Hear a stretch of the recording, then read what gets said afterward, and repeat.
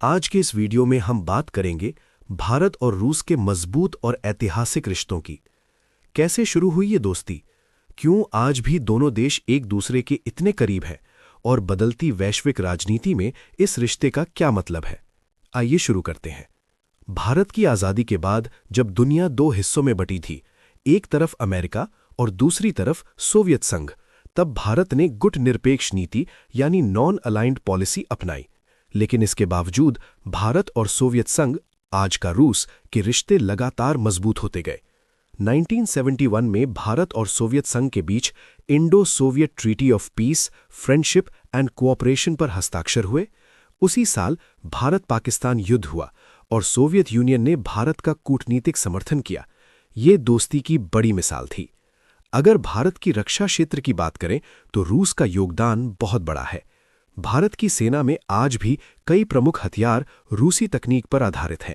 Sukhoi सू-30 MKI लड़ाकू विमान, MiG-29, BrahMos Bharat रूस की संयुक्त परियोजना, S-400 air defence system. S-400 deal को लेकर अमेरिका ने CAATSA कानून के तहत दबाव बनाया, लेकिन भारत ने साफ कर दिया कि उसकी रक्षा नीति स्वतंत्र है। भारत और रशिया की रक्षा साझेदारी सिर्फ खरीद तक सीमित नहीं है। अब मेक इन इंडिया के तहत कई प्रोजेक्ट भारत में ही बन रहे हैं। जब 2022 में रूस और यूक्रेन के बीच युद्ध शुरू हुआ, तब पश्चिमी देशों ने रूस पर प्रतिबंध लगाए, लेकिन भारत ने अपने राष्ट्रीय हित को प्राथमिकता दी। भारत ने रियायती दरों पर रूसी तेल खरीदना जारी रखा। इससे भारत को 3 बड़े फायदे हुए: सस्ता कच्चा तेल, महंगाई पर नियंत्रण, ऊर्जा सुरक्षा मजबूत। भारत ने साफ कहा, हम अपनी जनता के हित में फैसले लेंगे। भारत और रूस के बीच परमाणु ऊर्जा में भी बड़ा सहयोग है। तमिलनाडु में स्थित कुडनकुलम न्यूक्लियर पावर प्लांट रूस की मदद से बना है। अंतरिक्ष क्षेत्र में भी सहयोग पुराना है। भारत के पहले अंतरिक्ष यात्री राकेश शर्मा 1984 में सोवियत मिशन के जरिए अंतरिक्ष गए थे। आज भारत की अमेरिका, यूरोप और जापान के साथ भी मजबूत साझेदारी है। भारत क्वाड का सदस्य है और अमेरिका के साथ कई समझौते कर चुका है, लेकिन इसके बावजूद भारत ने रूस से दूरी नहीं बनाई।